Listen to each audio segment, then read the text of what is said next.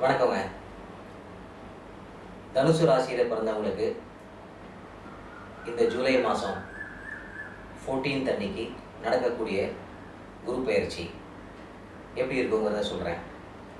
இவர் அடுத்த வருஷம் 2016 11th ஜூலை வரைக்கும் உங்களோட ராசிக்கு 9ஆம் இடத்துல இருக்க போகிறார். ஜனவரி மாதம் 9ஆம் தேதி 2016 ராகு கேத்துவோட பெயர்ச்சிகள் வேறு இருக்குது. அதனால் உங்களுக்கு 2 விதமாக ஜூலையிலிருந்து ஜனவரி 9ஆம் தேதி வரைக்கும் குரு பெயர்ச்சியோட பலன் எப்படி இருக்கும், ஜனவரி 9க்கு அப்புறமா ஜூலை 2016 வரைக்கும் ராகு கேத்து பெயர்ச்சியும் சேர்த்து குரு பெயர்ச்சி எப்படி இருக்கும் அப்படிங்கிற 2 பார்ட்டையும் ஒரே வீடியோவை நான் உங்களுக்கு சொல்லிடுறேங்க. ஃபஸ்ட்டு பாயிண்ட், உங்களுக்கு 7.5 சனி ஆரம்பிச்சிருக்கு அப்படின்னு ஒரு பயத்தில் இருப்பீங்க. கவலையே படாதீங்க. ஏன்னா இது நாள் வரைக்கும் உங்களுக்கு உங்கள் ராசிக்கு அஷ்டமஸ்தானத்தில் இருந்த குரு பகவான் பல தொல்லைகளை சிரமங்களை கொடுத்துருப்பார். தேவையில்லாத பிரச்சனைகள், தப்பே பண்ணலை ஆனால் என்னை கேள்வி கேட்குறாங்க, எனக்கு வேலையில் பிரச்சனைகள், இந்த மாதிரி பல சிரமங்களை பார்த்துருப்பீங்க. ஈவன் இன் பர்சனல் லைஃப் ரொம்ப நெருங்கினவங்களே நமக்கு துரோகம் பண்ணக்கூடியது, நம்ம யாரை விசுவாசமாக நினச்சோமோ அவங்களால நமக்கு ட்ரபிள் பண்ணுது, இதெல்லாமே பார்த்த அனுபவங்களும் உங்களுக்கு இருந்திருக்கும். கவலையே படாதீங்க. 9ஆம் இடத்துக்கு குரு பகவான் வர்றதுங்கிறது ரொம்ப உன்னதமான காலம். உங்களோட ராசிக்கும் அதிபதியே அந்த குரு பகவான் தான். அவர் உங்கள் ராசியை பார்த்து உங்களோட தைரியம் பராக்கிரமம்னு சொல்லக்கூடிய 3ஆம் இடத்தையும் பார்த்து உங்களோட போன ஜென்மத்தை செஞ்ச புண்ணியங்கள் அப்படின்னு சொல்லக்கூடிய 5ஆம் இடத்தோட பார்வையும் அவர் பார்க்கறதுனால சகல சௌபாகியங்களும் நீங்கள் பெற போகிறீங்கன்னு அர்த்தம். ஃபஸ்ட் பாயிண்ட், நீங்கள் எஜுகேஷன் இருக்கீங்க, படிச்சுட்டு இருக்கீங்க, ஹையர் ஸ்டடீஸ் பண்ணணும்னு நினைக்கிறேன், இல்லை படிப்பில் தடங்கள் இருக்குது பாஸ் அப்படின்னா டெஃபினட்டாக அதெல்லாம் கிளியர் ஆகி நல்ல பொசிஷன், நல்ல ஒரு இடத்துக்கு நீங்கள் வருவீங்க. இல்லை நான் கெரியரில் வந்து பயங்கர சிரமம் இருக்குது, வேலையை சேஞ்ச் பண்ணலான்னு பார்க்குறேன், I'm applying, I'm not getting, இல்லை பிஸ்னஸில் வந்து பிஸ்னஸ் இருக்கிற மாதிரி இருக்குது பட் ஃபினான்ஷியலாக பயங்கர பிளாக் ஆகிருக்கு, கமிட்மெண்ட்ஸ் ஜாஸ்தி ஆகிடுது, கடன் தொல்லைகள்லாம் ஜாஸ்தியாக இருந்திருக்கும், கமிட்மெண்ட்ஸ், இது எல்லாத்தையும் சால்வ் பண்ணி ஒரு உன்னதமான நிலைமைக்கு நீங்கள் இந்த ஜூலை 14th அப்புறத்துலேருந்து நிச்சயமாக நீங்கள் பார்ப்பீங்க. 7.5 சனி அவர் டியூட்டியை அவர் பண்ணுவார். அவர் உங்களுக்கு அதிக உழைப்பு, அதிக அலைச்சல், அதிக சிரமங்கள் கொடுத்தாலும் இந்த 9ஆம் இடத்து குரு அதுக்கான லாபங்களையும் யோகங்களையும் அவர் கொடுத்துருவார். அதனால் உழைக்கிறதையோ சிரமங்களை பற்றி கவலைப்படாமல் தொடர்ந்து உங்கள் ஃபோக்கஸ் எல்லாமே உங்கள் முயற்சியிலையும் உழைப்பிலும் இருந்ததுனால் நிச்சயமாக நீங்கள் வெற்றி அடைய போகிறது உண்மைங்க. அதுக்கு அடுத்தது, சில பேர் கல்யாணம் ஆகலை அப்படின்னா டெஃபினட்டாக கல்யாணம் ஆகிடும். குழந்தை அப்படின்னா குழந்தைக்கு அதிபதியாக இருக்கிறவர் குரு பகவான் தான். அவர் 9ஆம் இடத்துல இருக்கிறது புத்திரஸ்தானத்தை பார்க்கறதுனால குழந்தை இல்லைன்ற தடை இருந்ததுன்னா டெஃபினட்டாக நீங்கள் புத்திர பாகியம் இந்த வருஷம் நீங்கள் பார்க்க தான் போகிறீங்க. வீடு வாங்கணும் சார், வீடு வாங்கணும்னு பார்த்துட்டே இருக்கேன், எனக்கு அதான் ரொம்ப பெரிய ஆசை, நான் நினச்சா மாதிரி கட்டணும், நினச்சா மாதிரி ஒரு வீடு ஃப்ளாட் வாங்கணும், இடம் வாங்கணும், இல்லை ஒரு கார் வாங்கணும், பைக் வாங்கணும், எதுவாக இருந்தாலுமே நிச்சயமாக அது நடக்கும், கவலைப்படாதீங்க. இதெல்லாமே யோகமான காலங்கள். இனி முக்கியமான டிசிஷன்ஸ் இருந்தாலும் வேலை மாறணும் அப்படின்னா ஆஃபர் இருந்தால் தைரியமாக எடுத்துன்னு போங்க, நல்லா இருப்பீங்க. 7.5 சனி நடக்கிற சில பேருக்கு ஜாதகத்தில் யோகமான ஒரு தசை புக்திகள் நடந்துட்டு இருந்ததுன்னா இப்போது உங்களை எடுத்துகிட்டு போய் வெளியூர்லேயோ வெளிநாடுலையோ ஒரு மிகப்பெரிய அந்தஸ்துலையோ பவர் அண்ட் பொசிஷனில் இருக்கிற மாதிரி அவர் கொண்டு போய் உட்காரச்சுவார். ஜனவரிக்கு அப்புறமா ராகுவும் கேத்துவும் உங்கள் ராசிக்கு 9ஆம் இடத்துக்கும் 3ஆம் இடத்துக்கும் வரார். 3ஆம் இடத்துக்கு கேத்து வெற்றியை கொடுப்பார், முயற்சிகள் எல்லாமே வெற்றியை நோக்கி போகும். 9ஆல் இருக்கிற ராகுனால நமக்கு சில தொல்லைகள், தேவையில்லாதவங்க நமக்கு ட்ரபிள் பண்ணுறதுக்கான பாசிபிலிட்டி இருக்குது. அதனால் ஜனவரியிலேருந்து ஜூலை வரைக்கும் எனி இம்பார்ட்டன்ட் டெசிஷன்ஸை கொஞ்சம் தள்ளி போடுறதுங்கிறது நல்லது. சுப விஷயங்கள், வீட்டில் கல்யாணம் பார்த்துட்டுருக்கேன் சார், என் பையனுக்கோ என் பொண்ணுக்கோ என் பேரனுக்கோ பேத்திக்கோ எல்லாமே இந்த டிசம்பர் ஜனவரிக்குள்ளே நல்லபடியாக அமைஞ்சு, ஏன்னா சுப விரயங்கள் உங்களுக்கு இருக்குது. ஸோ சுப விரயங்கள்னால் என்ன, ஒரு வீடு வாங்குறது, ஒரு கல்யாணம் பண்ணி வைக்கிறது, இல்லை ஒரு கார் வாங்குறது, இல்லை சம் இன்வெஸ்ட்மெண்ட்ஸ், இந்த மாதிரி யோகமான விஷயங்கள் வரணும்னா ஃபினான்ஷியல் க்ரோத் நமக்கு வந்தால் தானே வர முடியும். அது நிச்சயமாக உங்களுக்கு வரும், கவலைப்படாமல் நீங்கள் இருங்க. திருமண வாழ்க்கை ஹெல்த்து அதை பற்றிலாம் கவலைப்படாதீங்க. இந்த 7.5 சனிங்கிறவர் உங்களுக்கு 12ஆம் இடத்துல இருக்கிறதுனால, 12ஆம் இடம்ங்கிறது முட்டி கால். ஸோ அதில் சின்ன சின்ன உபாதைகள் வரத்துக்கான சில சான்சஸ் இருக்குது. ட்ராவல் பண்ணும்போது கொஞ்சம் கேர்ஃபுல்லாக இருந்துக்கோங்க. இது எல்லாமே தனுசு ராசியில் பிறந்தவங்களுக்கான ஒரு பொதுவான பலன்கள்ங்க. இன்னும் ஒரு சில முக்கியமான விஷயங்கள் நான் சொல்கிறேன், தயவு செஞ்சு அதை கேளுங்க. ஏற்கனவே நிறையா வீடியோஸில் நான் சொல்லியிருக்கேன். அதாவது ராசினா என்ன அப்படிங்கிறத ஃபஸ்ட்டு நீங்கள் புரிஞ்சுக்கணும். 9 கிரகங்களோட கூட்டு ஆதிக்கம், அதோட இன்ஃப்ளூயன்ஸ், அதுதான் நம்மளோட லைஃபு. அதிலேருந்து தான் நம்மளோட நல்லது கெடுதல் எல்லாமே நம்ம பார்க்குறோம். இதில் சந்திரன் அப்படிங்கிற ஒரே ஒரு கிரகம் நீங்கள் பிறக்கும்பொழுது 12 ராசிகள் இருக்கும். மேஷத்திலிருந்து மீனம் வரைக்கும் 12 ராசிகள் இருக்கும். அதில் நீங்கள் பிறந்தபோது சந்திரன்றவர் தனுசு அப்படிங்கிற ராசியில் இருந்தார். அதனால் நீங்கள் தனுசு ராசின்னு சொல்கிறீங்க. தனுசில் மூலம், பூராடம், உத்திராடம், 1ஆம் பாதம்னு இருக்குது. இதில் ஏதாவது ஒரு நட்சத்திரத்தில் சந்திர பகவான் இருக்கும் பொழுது நீங்கள் பிறந்திருப்பீங்க. சே ஃபார் எக்ஸாம்பிள், சந்திரன் மூலத்தில் இருக்கும்பொழுது நீங்கள் பிறந்திருந்தீங்கன்னா நீங்கள் மூல நட்சத்திரம். அந்த மூலங்கிறது தனுசு ராசியில் இருக்குது. அதனால் நீங்கள் தனுசு ராசின்னு சொல்லுவீங்க. இதை பேஸ் பண்ணி தான் இப்போ நான் உங்களுக்கு குரு பயிற்சி பலன், ராகு கேத்துவோட பயிற்சியான பலன் தான் நான் சொல்லியிருக்கேன். அப்போது மற்ற கிரகங்கள்லாம் எங்கே, அதெல்லாம் ஒர்க் ஆகல, அதை பற்றி எப்படி தெரிஞ்சுக்கிறது அப்படின்னு ஒன்று இருக்குது. அப்போது 12 பேரில் ஒருத்தர் உங்களை மாதிரி தனுசு ராசி. இப்போ 600 கோடி பேர் வாழ்ந்துட்டுருக்கோம் அப்படின்னா அதில் 50 கோடி பேர் உங்களை மாதிரியே தனுசு ராசி தான். அப்போது எல்லாருக்குமே உங்களை மாதிரியான லைஃப் ஸ்டைலோ, உங்களை மாதிரியான ஒரு ஃபேமிலியோ, உங்களை மாதிரியான ஒரு கெரியரோ அமையுமா அப்படின்னு பார்த்தா கிடையாது. ஏன்னா இப்போ இந்த ராசிங்கிறதே வெறும் சந்திரன் அப்படின்னு ஒரு வேகத்தை வச்சு மட்டுமே நாங்கள் சொல்கிறோம் இல்லையா.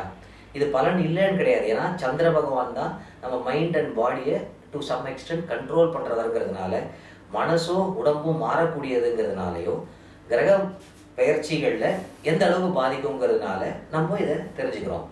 இது ஒரு 35லிருந்து 40% வரைக்கும் தான் சொல்கிற பலன்கள் நடக்கும். அப்போது 100% நடந்தால் நமக்கு ரியாலிட்டி கரெக்டாக தெரியும்.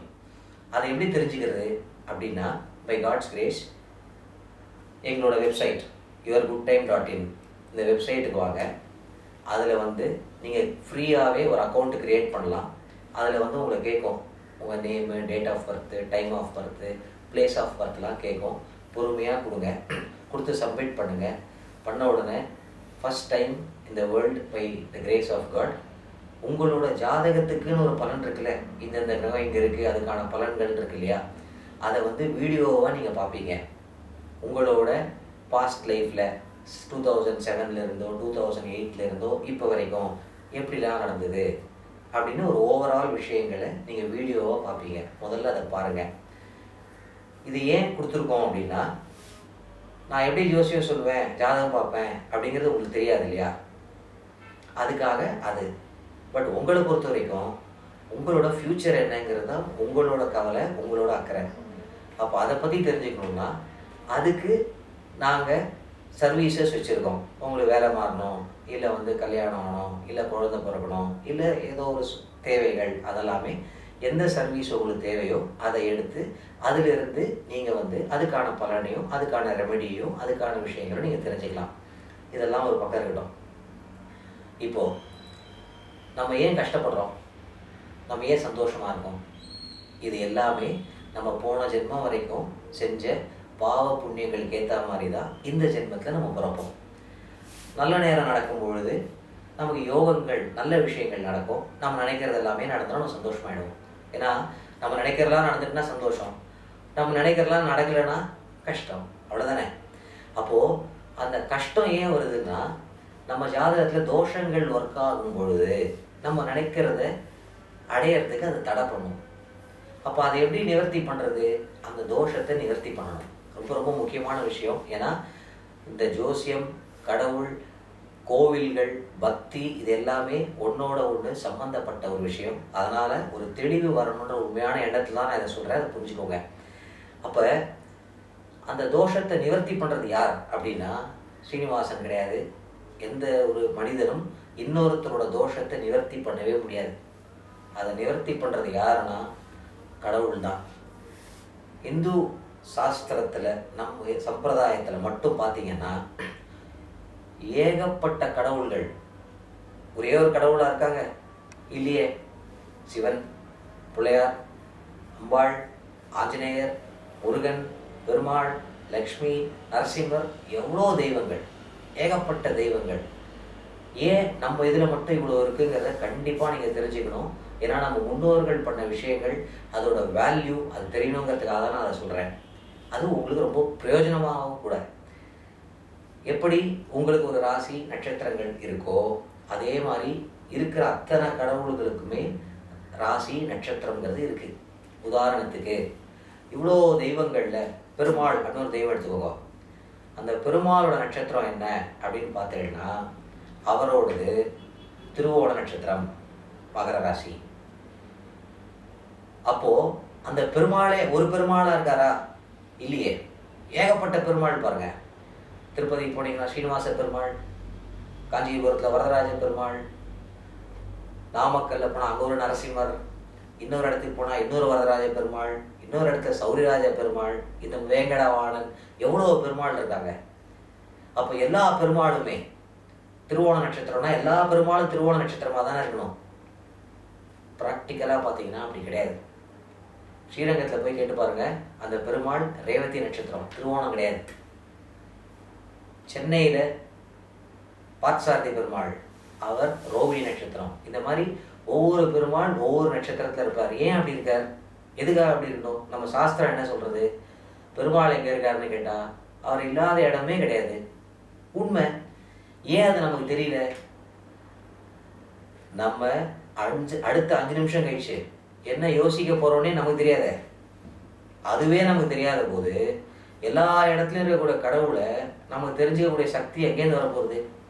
இதெல்லாம் நம்ம முன்னோர்கள் தெரிஞ்சுதான் சரி, முதல்ல அவனோட லெவலுக்கு சந்தோஷத்துக்கான வழியை உபாயத்தை நம்ம கொடுக்கணும்னு நம்ம மகரிஷியின் முன்னோர்கள் எல்லாம் தவம் பண்ணி கஷ்டப்பட்டு ஞானத்தினால இவ்வளோ கோவில்கள் அமைச்சாங்க. இந்த கோவில் எப்படி அமைச்சாங்கன்றதை ஃபஸ்ட்டு தெரிஞ்சுக்கோங்க. இப்போது ஏற்கனவே நான் சொன்ன மாதிரி 12 ராசிகளுக்குள்ள 9 கிரகங்கள் இருக்கும். உங்கள் ஜாதகத்தை பார்த்தீங்கன்னா தெரியும், ராசி சார்ட்டுன்னு இருக்கும். அதில் 9 கிரகங்கள் வேறு வேறு இடத்துல இருக்கும். அது என்னன்றது உங்களுக்கு புரியாமல் இருக்கலாம், அதை பற்றி கவலைப்படாதீங்க. பாருங்கள், அது என்னன்னா அந்த 12 ராசியில் 9 கிரகமும் வேறு வேறு ஸ்பீடில் சுற்றிகிட்டே இருக்கும். இன்றைக்கி நேற்றுக்கு அது சுற்றலை, பல யுகங்களாக பல லட்சம் கோடி வருஷங்களாக சுற்றின்னு இருக்கு. அதில் நீங்கள் பிறந்த date of birth, time, place of பர்த்தில் அந்த 9 கிரகம் வேறு வேறு இடத்துல இருக்கும் இல்லையா? அது அப்படியே ஃபோட்டோ எடுத்துட்டோம்னா அதுதான் உங்களோட ஜாதகம். அதிலிருந்து தான் என்னை போன்ற ஜோதிடர்கள் இவருக்கு இந்த லக்னத்தில் பிறந்திருக்கார், இப்போ இந்த தசை நடக்கிறது, இவரோட தொழிலை குறிக்கக்கூடிய கிரகம் குரு பகவான், குரு இவ்வளோ பலமாக இருக்கார், இல்லை குரு வீக்காக இருக்கார். குரு வீக்காக இருந்தால் தொழில் சரியாக இருக்காது. குரு தொழில் ஸ்தானத்துக்கு அதிபதியாக இருக்காருன்னா அவர் தொழில் நானா வருவார். தசை என்ன தசை நடக்கிறதுன்னு தரோம். So many analysis and calculations. அப்போ மனுஷன் கஷ்டப்படும் போதோ இல்லை ஒரு சஜஷன் தேவைப்படும் போது தான் நம்ம ஜோசியம் பார்ப்போம். இது வரைக்கும் யாரும் வந்து நான் ரொம்ப நல்லா இருக்கேன், எனக்கு ஜாதகம் பார்த்து எப்படி இருக்குன்னு சொல்லுங்கன்னு எனக்கு யாரும் கேட்டது கிடையாது. ஏன்னா அவசியம் கிடையாது இல்லையா? அப்போது உங்களோட தோஷங்களை நிவர்த்தி பண்ணணும்னா, இப்போது உங்கள் ஜாதகம் இருக்குன்னு சொன்னேன் இல்லையா? இதே மாதிரி ஜாதகம் ஒரு 2000 வருஷத்துக்கு முன்னாடியோ 3000 வருஷத்துக்கு முன்னாடியோ கண்டிப்பாக இதே காம்பினேஷன் இருந்து தானே இருக்கணும். ஏன்னா அந்த 12 ராசிக்குள்ள தான் அந்த 9 ரூபா வேறு வேறு ஸ்பீடில் சுற்றிட்டு இருக்கு இல்லையா? அப்போது உங்கள் ஜாதகத்துக்கு என்ன பலனோ அதே பலன் தானே 2000 வருஷத்துக்கு முன்னாடி இருக்கிற உங்கள் ஜாதகத்துக்கான பலன். அப்போ என்ன மாதிரி ஒரு ஜோசியர் அன்னைக்கு இருந்திருப்பார் இல்லையா? அவர்லாம் ஜோசியர்னே நம்ம சொல்லக்கூடாது.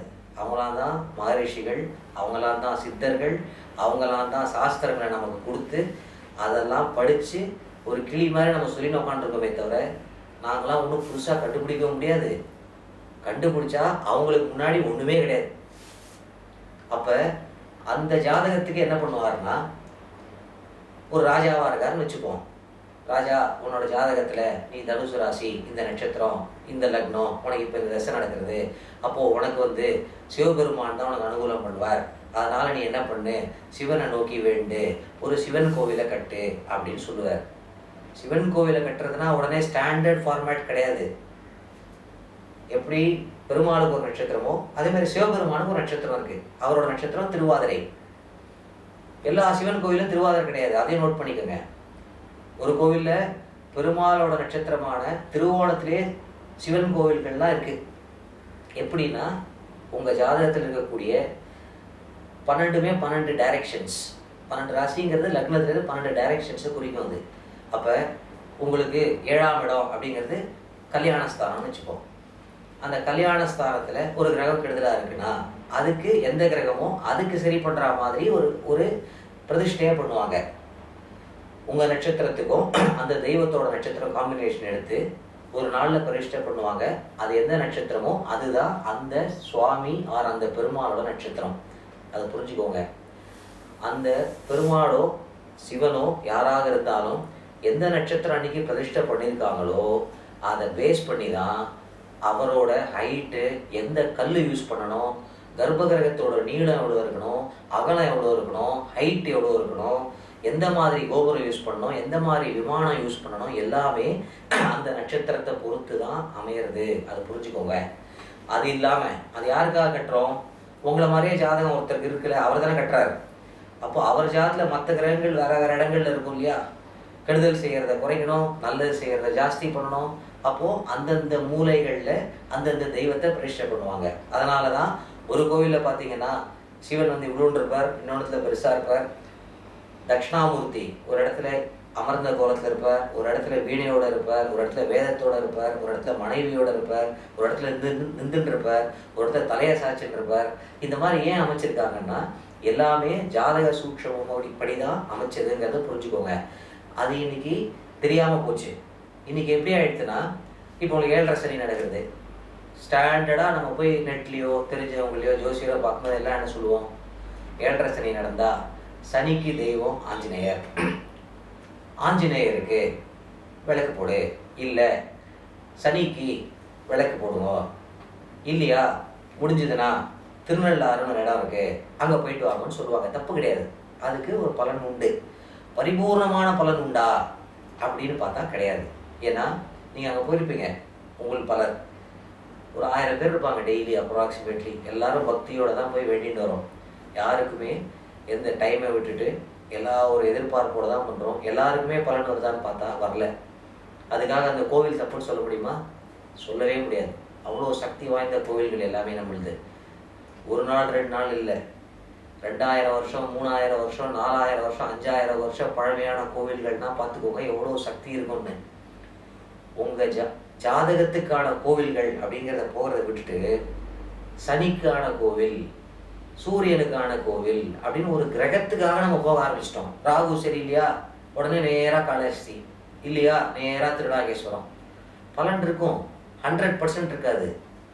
உங்கள் ஜாதகத்துக்குன்னு யார் கட்டினாங்களோ அந்த இடத்துக்கு நீங்கள் போய் அங்கே வேண்டும் பொழுது தான் உங்களுக்கு பரிபூர்ண சக்தி கிடைக்கும். ஒரு உதாரணமே சொல்கிறேன். இன்றைக்கி நம்மளோட டெக்னாலஜி, சயின்ஸு எவ்வளோ டெவலப் ஆகிருக்கு இல்லையா? இவ்வளோ டெவலப் ஆகிருக்கு. பில்டிங் கட்டுறோம் நம்ம. ஒரு மாதத்துக்கே பல லட்சங்கள் செலவு பண்ணக்கூடிய பில்டிங் எவ்வளோ இருக்குது. ஆனால் அந்த பில்டிங்கை ஒரு 200 வருஷம் நம்மளால் மெயின்டைன் பண்ண முடியுதா? இவ்வளோ செலவு பண்ணியும் மெயின்டெனன்ஸ் பண்ணியும் முடியலையே. ஒரு கோவில் எடுத்துக்கோங்க, ஒரு 4000 வருஷம் 5000 வருஷங்கிறோம். அதில் அந்த கோவிலில் விளக்கேற்றுற திரி இருக்கு பாருங்க, அந்த திரிக்கு கூட காசு இல்லாமல் ஆயிரக்கணக்கான கோவில்கள் இருக்குது. எங்கேயாவது இடிச்சு விழுதா? இல்லையே. ஏன்னா நம்ம முன்னோர்கள் சயின்ஸும் சரி, ஆர்கிடெக்சர்லேயும் சரி, கடவுள் அண்ட சராசரம் எல்லாத்துலேயுமே நம்மளை எல்லாரும் மீறி இருக்கிறவங்க. அதனால தான் இன்றைக்கும் எல்லா கோவிலுக்கும் இன்டாக்டாக இருக்குது.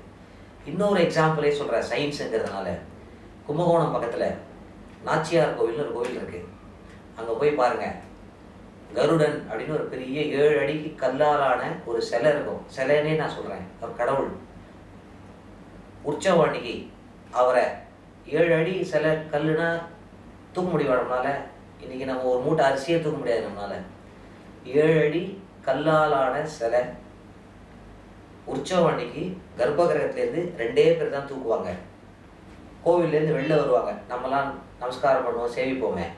அந்த இடத்துக்கு வரும்பொழுது அந்த கருடன் வெயிட் இன்க்ரீஸ் ஆகிடும். 2 பேர் தூக்குனது வெளியில் வந்து 4 பேர் தூக்குவாங்க. அதுலேருந்து அடுத்த பிரகாரத்துக்கு வெளியில் வருவாங்க. கருடனோட வெயிட் ஜாஸ்தி ஆகிடும். 4 பேர் தூக்கிட்டு இருந்தாங்க இல்லையா, 8 பேர் தூக்குவாங்க. அதையும் தாண்டி வெளில வாங்க, 16 பேர் தூக்குவாங்க. ஒவ்வொரு கோவில் என்ட்ரான்னா கொடிமரம்னு ஒன்று இருக்குது பாருங்க. அந்த கொடிமரத்துக்கிட்ட அந்த கருடாழ்வாரை எடுத்துகிட்டு வரும்பொழுது 32 பேர் தூக்குவாங்க. உள்ள எத்தனை பேர் தூக்குனாங்க? 2 பேர். வெளியில் எத்தனை பேர்? 32 பேர் தூக்குறாங்க. அவங்க போய் சொல்கிறாங்களா? கிடையவே கிடையாது. இன்றைக்கும் நடக்கிற விஷயம். உற்சவம் நடக்கிற அன்றைக்கி போய் பாருங்க, உங்களுக்கு தெரியும் எப்படி வெயிட் இன்க்ரீஸ் ஆகுது, எப்படி வெயிட் டிக்ரீஸ் ஆகுது. வெயிட் இஸ் ஈக்குவல் டு என்ன நம்ம சயின்ஸில்? Mass into gravity. அப்போது அந்த கோவில் கட்டும்போதே ஏதோ ஒரு மந்திர பிரயோகமோ எந்திரமோ ஏதோ ஒன்று பிரதிஷ்டை பண்ணி கிராவிட்டியே சப்ரஸ் பண்ணிட்டோம்னா அதுக்கு மேலே வைக்கக்கூடிய பொருள் வெயிட்டு குறைச்சா தானே இருக்கும். மேக்சிமம் கிராவிட்டியை குறைச்ச இடம் இந்த இடம்னு கண்டுபிடிச்சி அந்த இடத்துல அந்த கருடனை வச்சா அவரை தூக்கும் போது வெயிட்டு குறைச்சா தானே இருக்கும். வெளியில் வர வர வர பூமியோட புவியீர்ப்பு கிராவிடேஷன் இன்க்ரீஸ் ஆக கருடாழ்வாரோட வெயிட் ஜாஸ்தியாகுது. அதனால தான் நம்ம பல பேர் தூக்குறோம். இன்றைக்கி ஃப்ளைட்டில் போகிறோம், இங்கேருந்து லண்டனுக்கு போகிறோம், யூஎஸ்க்கு போகிறோம், ஹாங்காங் போகிறோம், எல்லா இடத்துக்குமே நம்ம போகிறோம். எப்படி போகிறோம்? கிராவிட்டியை நம்ம கண்ட்ரோல் பண்ணுறோமான்னு இல்லையே. கிராவிட்டிக்கு ஆப்போசிட்டாக ஒரு ஃபோர்ஸை கொடுத்து தான் நம்ம ஃப்ளைட்லாம் மேலே போகிறது. ஆனால் நம்ம முன்னோர்கள் என்ன பண்ணியிருக்காங்க பாருங்கள், கிராவிட்டியே சப்ரஸ் பண்ணியிருப்பாங்க. எனக்கு தெரிஞ்சு அந்த மாதிரி ஒரு சயின்ஸ் இது வரைக்கும் வரவே இல்லை. அன்றைக்கே அவங்க பண்ணிட்டாங்க. அப்போ நம்ம இதிகாசத்துலாம் படிப்போம். சீதையை ராவணன் வந்து ஆகாய மார்க்கமாக தூக்கின்னு போனான். பூமியே கண்ட்ரோல் பண்ணவனுக்கு ஆகாயத்தில் பறக்கிறது ஏமாத்திரம். இந்த மாதிரி ஒவ்வொரு கோவில்களுக்குள்ளேயும் 1000 சக்திகள் 1000 விஷயங்கள் இருக்குது. அதெல்லாம் நமக்கு இன்னைக்கு தெரியாமல் இருக்குது. தயவுசெய்து அதை தெரிஞ்சுக்கோங்க. அதெல்லாத்தையும் முக்கியம் ஃபஸ்ட்டு உங்கள் ஜாதத்துக்கான கோவில் எதுன்னு தெரியும் பொழுது தான் உங்களுக்கு அந்த கோவில் போயிட்டு அங்கே வேண்டும் பொழுது எல்லா யோகங்களும் நீங்கள் அடைவீங்க. இதை உங்களுக்கு இன்னும் ஈஸியாக சொல்லணும்னா ஒரு ஐஃபோன் இருக்குது, ஒரு சாம்சங் இருக்குது, இன்னொரு ஃபோன் இருக்குது. ஒவ்வொரு ஃபோனுக்கும் ஒரு சார்ஜர், எல்லாமே ஃபோன் தான். அதே மாதிரி தான் ஒவ்வொருத்தரோட ஜாதகத்துக்குன்னு கோவில் இருக்குது. அந்த கோவிலுக்கு போகும்பொழுது தான் உங்களுக்கு பரிபூர்ண சக்தியும் யோகங்களும் நீங்கள் அடைவீங்க அப்படிங்கிறத தெரிஞ்சுக்கோங்க. அதுக்கு அடுத்த லெவல் தான் நம்ம யூஸ் பண்ணக்கூடிய நவரத்ன கல்லோ பேர் மாற்றங்களோ இதெல்லாமே அடுத்த செகண்டரி ஆஸ்பெக்ட்ஸ். அதுவும் பொய்ன்னு சொல்ல மாட்டேன், உண்மைதான். ஆனால் உண்மைகள்லே பெரிய உண்மை எது அப்படின்னா கோவில்கள் தான், கடவுள் தான். அவரை விட்டால் நமக்கு யாரும் வழி கிடையாது. எந்த இடம்னு தெரிஞ்சு அங்கே போய் வேண்டி பாருங்கள். கண்டிப்பாக நீங்கள் எல்லா யோகங்களும் நீங்கள் பெறுவீங்க. நன்றி, வணக்கம்.